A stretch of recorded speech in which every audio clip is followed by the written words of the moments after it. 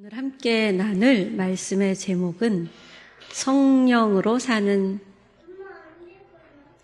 바꿨군요. 제가 제목을 처음에 성령으로 사는 사람, 하나님이 여시는 미래 이렇게 정했다가 미래는 하나님이 여십니다. 이렇게 바꿨습니다. 지난주 우리는 혼자보다 둘이 낫다는 전도서 말씀을 보았고요. 함께 있다 할지라도 주 안에 거하지 않으면 열매가 없다라는 또 요한복음 말씀을 보았습니다. 오늘 우리는 한 걸음 더 나아갑니다. 한국 사람들의 특징이 온 세계가 다 아는 특징인데요. 빨리입니다. 그러다 어느 순간 우리가 이 빨리 살다가 이런 생각이 들죠. 혼자가 편하다. 책임이 부담스럽다. 관계가 너무 무겁다. 오늘 말씀을 보면 모세도 그 자리에 있는 것을 볼 수 있죠. 너무 이 모세가 짐이 무겁게 느껴져서 뭐라 그러죠? 차라리 죽여달라고 하나님께 호소합니다. 하나님을 모르는 사람, 하나님과 연결된 사람과 연결되지 않은 사람의 특징이, 하나님과 연결된 사람은 죽을 것 같이 힘들 때 하나님께 나와서 하나님 차라리 죽이세요. 이런다는 거예요. 근데 하나님과 연결돼 있지 않으면 하나님께 나오지 않고 그냥 극단 선택을 한다는 것이죠. 이렇게 얘기하죠. 즉시 나를 죽여 내가 고난당함을 내가 보지 않게 하옵소서. 왜 이런 기도를 했을까요? 14절을 보면 책임이 힘이 중하여 감당할 수 없나이다 라고 합니다. 모세는 지금 압박감에 눌린 상태입니다. 그래서 사명을 포기하기 직전이죠. 우리 인생도 어느 순간 이 지점에 서게 됩니다. 사람보다, 근데 하나님은 이 지점에 있는 모세를 바꾸시는 것이 아니라 모세가 처한 구조를 바꾸시죠. 하나님이 더 참아, 더 기도해, 더 강해져 이렇게 말씀하시지 않으시고 16절을 보면 노인 중에 지도자가 될 만한 자 70명을 모아 내게 데리고 와 해막에 너와 함께 서라라고 하십니다. 함께 책임을 나눌 수 있는 사람을 세우시는 것이죠. 이게 구조를 만드는 거예요. 저희 교회의 어려움이 뭐냐 하면 성도의 수가 너무 적다 보니까 구조가 없어요. 구조가 없으면 이렇게 모세처럼 혼자 누군가 다 감당해야 되는 것이죠. 17절 보면 내가 내게 임한 영을 그들에게도 임하게 하리니 라고 하죠. 모세의 능력을 나눈 것이 아니고 70명을 지도자 될 만한 사람을 데리고 와서 해막 앞에 있게 되면 이 해막은 하나님께 예배하는 곳이었잖아요. 그러면 하나님께서 그들에게 너에게 모세에게 준 하나님의 영 성령을 그들에게도 주겠다 말씀하십니다. 그냥 일을 맡기신 것이 아니고 먼저 성령의 임재가 그들 속에 있도록 하나님의 영을 70명의 지도자들에게 나누어 주십니다. 사람들이 보기에 지도자급이었기 때문에 노인 중 지도자가 될 만한, 장로가 될 만한 그런 사람 70명을 데리고 와라 말씀하셨지만 바로 일을 시킨 게 아니라 뭐 했어요? 해막에서 하나님을 바라보게 했고 하나님을 바라보고 있을 그때에 하나님이 함께 있는 그들에게 성령을 나누어 주셨다라는 것입니다. 17절 보면 너 혼자 담당하지 아니하리라 라고 하시죠. 하나님은 짐을 없애주시지 아니하시고 짐을 함께 지게 하셨습니다. 모세는 자신이 문제였다 이렇게 생각할 수 있었겠죠. 근데 문제는 모세 자신이 아니라 모세 혼자 짐을 진 구조였습니다. 장로 70명은 단순한 보조 인력이 아닌 하나님으로부터 모세와 같은 영을 받은 사람들입니다. 주님의 몸인 교회의 본질은 같은 성령을 받았다라는 것입니다. 같은 성령을 받은 공동체는 조직이 아닌 성령으로 연결된 생명 공동체, 유기체입니다. 유기체는라서 이 몸으로 비유를 한 것이죠. 우리는 근데 자주 착각을 하죠. 일을 나누면 동력이다. 역할을 나누면 팀이다. 그런데 하나님은 아니다라고 하시는 거예요. 같은 성령으로 연결되어 있지 못하면 함께 있어도 따로 있는 것입니다.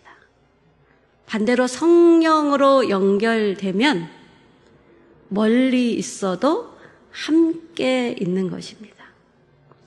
제가 대학교 1학년 때 방학 때예요. 이제 원주를 내려와 있는데 친구랑 맨날 같이 기도를 정한 시간에 하기로 했어요. 근데 이 친구가 혼자서 기도를 하려니까 너무너무 무섭더래요.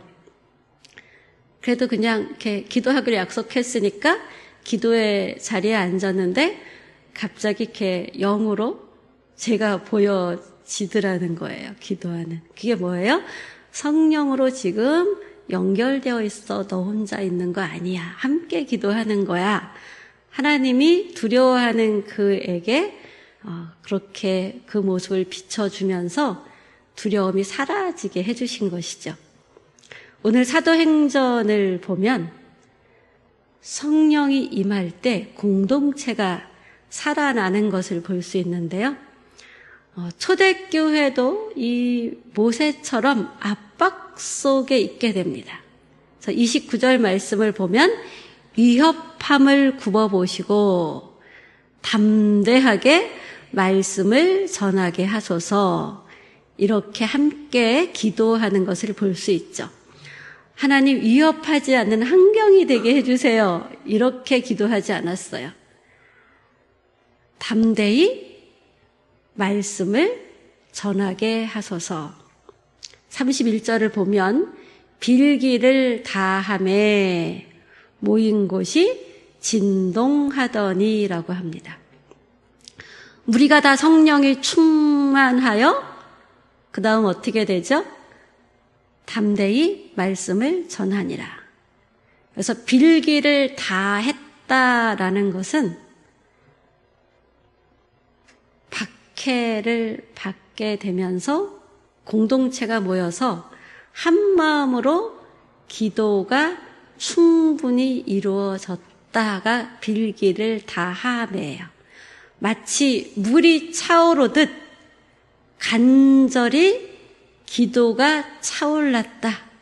하나님께 그 기도가 상달될 만큼 기도가 올려졌을 그때 하나님이 움직이시면서 성령이 충만하게 하셨습니다. 기도는 충만하게 차오르는 어느 지점이 있다라는 것이죠. 하나님이 역사하시는 기도의 분량이 있습니다.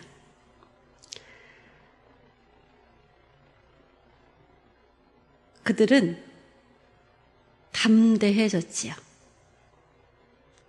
그들은 담대해서 말씀을 전파하는 자들이 되었고 담대하게 말씀을 전파하는 그들에게 하나님의 손이 역사하시길 구했는데, 우리 초대교회 하나님의 손이 정말 충만히 역사를 하시지요. 여기서 중요한 것이 함께 모여 기도하고 성령으로 충만해지고 담대함을 얻어 함께 흩어져서 살아가지만 그래도 그곳에서 말씀을 전하며 또 새로운 초대교회들이 이곳저곳에 생겨나는 것이죠. 환경은 그대로였습니다. 위협도 그대로였습니다. 그런데 성령이 임하자 두려움이 물러가고 주저함이 없는 전도자들로 변합니다. 무엇이 바뀌었느냐? 초대교회 성도들의 내면이 달라졌기 때문입니다. 이것이 성령의 역사입니다.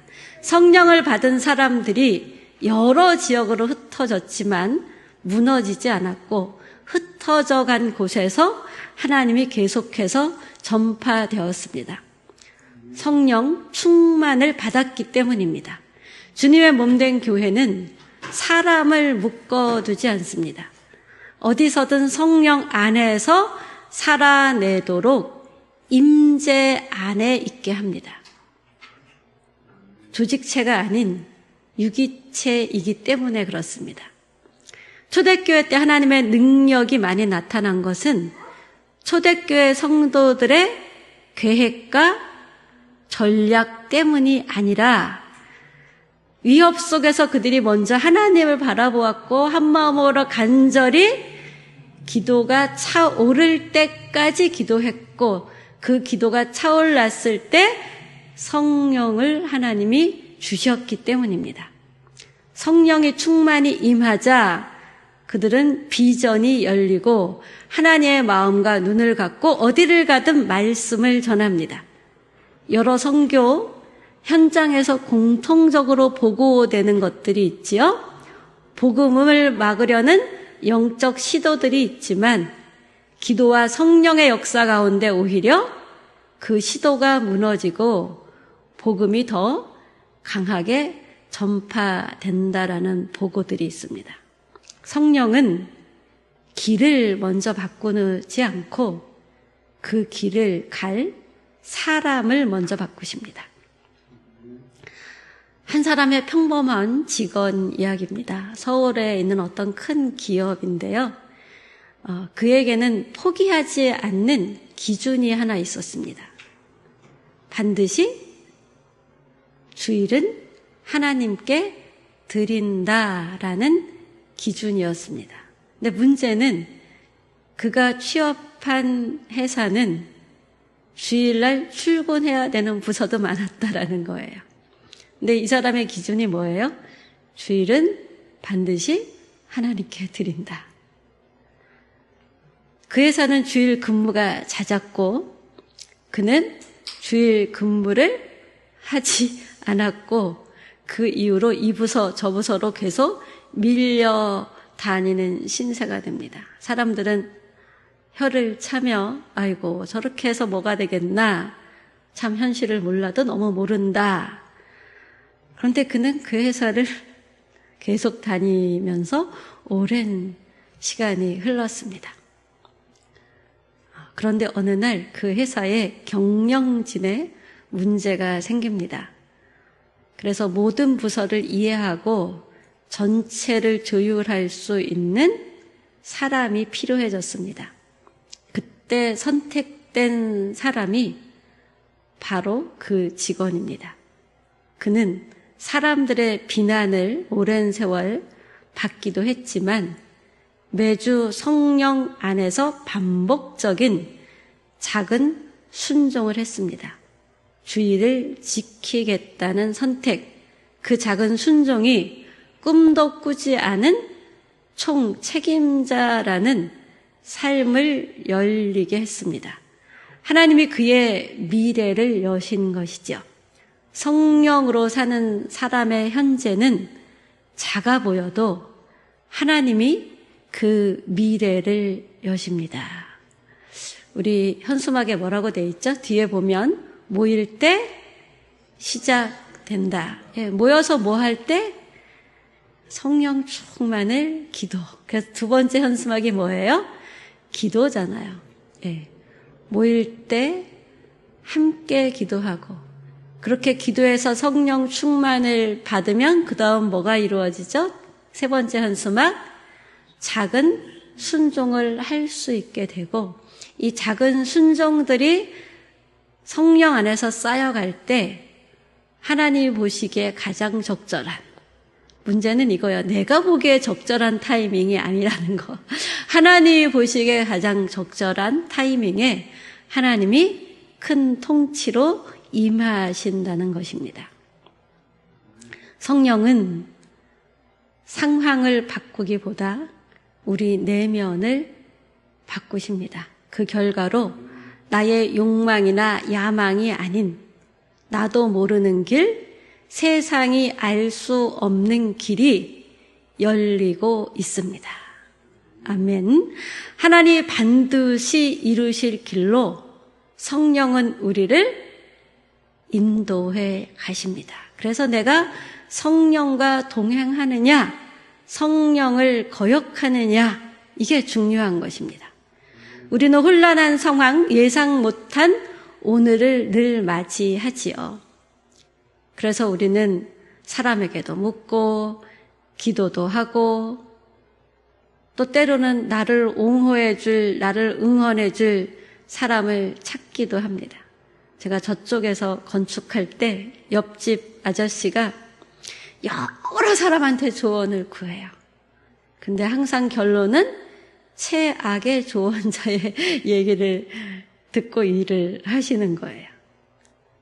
여러 사람에게 조언을 구하는 것 필요할 수 있지만 정말 그 조언 속에서 가장 하나님 뜻에 합당한 조언을 들을 수 있는 마음이 준비되는 것, 눈과 귀가 열리는 것이 중요하죠.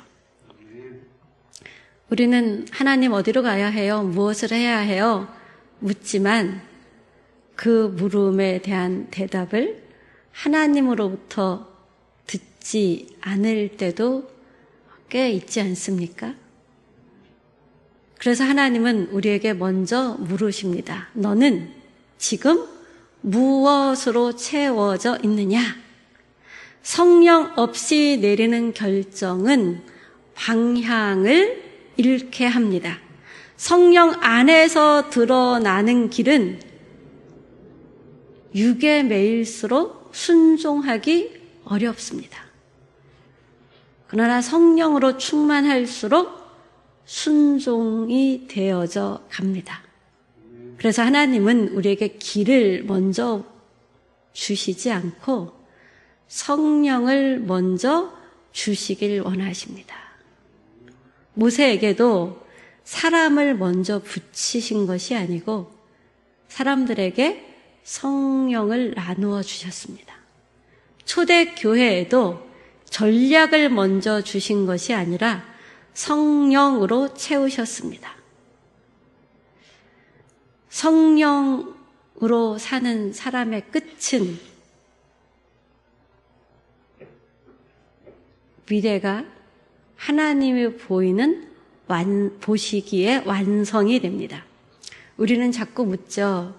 앞으로 어떻게 할까요? 저도 이 교회를 짓기까지 수없이 수천 번 이게 맞아요, 하나님? 물었거든요. 어떻게 될까요?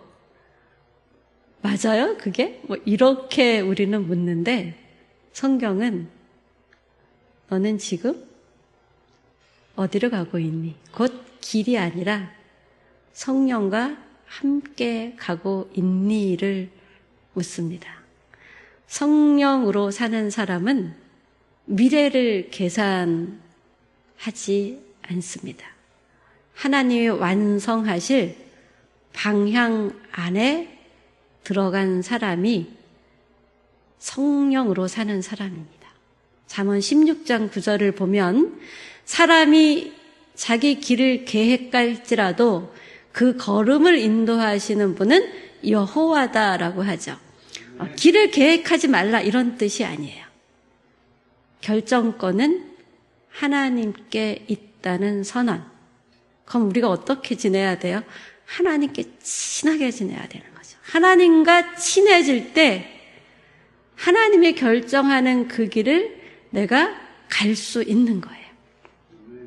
모세를 보십시오. 광야 40년은 그에게 계획된 길이 아니었습니다. 빨리 민족을 구하고 싶었지만 그래서 자기 민족, 동족을 이유해서 한 일이 어떤 삶이 되게 했습니까? 도망가서 광야에서 40년 동안 궁궐에 있던 사람이 양치기를 하는 삶의 현장에 있었지요. 그 양치기 모세의 삶 속에는 모든 미래에 대한 꿈과 계획이 어떻게 된 상태예요? 자기의 그 미래에 대한 꿈과 계획이 다 없어진 상태입니다. 초대교회를 보십시오. 미래 전략이 없었습니다. 근데 모세의 광야 40년 양치기 생활 끝에 출애굽과 하나님 나라가 있었지요. 초대교회 성도들이 성령이 임하자 복음은 막을 수 없이 퍼져나갔습니다. 그래서 우리가 붙잡아야 할 것이 무엇이냐? 성령입니다. 성령으로 사는 사람은 미래를 통제하지 않습니다. 성령으로 사는 사람은 자녀도 통제하지 않아요. 목회자가 성령으로 살면 교인들을 통제하지 않겠죠? 그러나 뭐는 해야 될까요? 성령으로 살아야 된다는 얘기는 나누겠죠. 성령으로 사는 사람은 이미 하나님이 완성하실 이야기 안에 들어간 사람입니다. 성령은 단지 오늘을 버티게 하는 힘이 아닙니다. 여러분, 성령 없이 지금까지 신앙생활 해온 이력들이 꽤 있지 않습니까? 그러면서 막 내 힘으로 버티고 그러다가 아이고 주여 이러면서 주님 앞에 꼬꾸라졌다가 다시 내 힘으로 버티고 성령은 장차 완성될 하나님 나라의 보증입니다.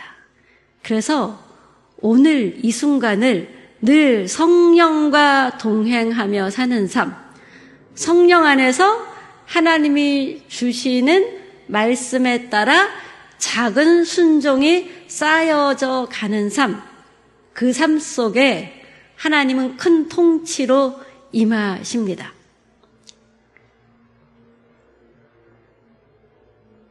지금 성령으로 살아가는 삶이 하나님이 완성하실 나라로 인도되는 삶입니다. 그래서 우리 인생은 내가 만들어가는 그녀의 이야기 또는 그의 이야기, 히스토리나 허스토리가 아니라 하나님이 완성하시는 대문자 히스토리입니다. 하나님은 오늘 우리에게 묻습니다. 혼자 짊어질 것인가? 아니면 성령으로 함께 설 것인가?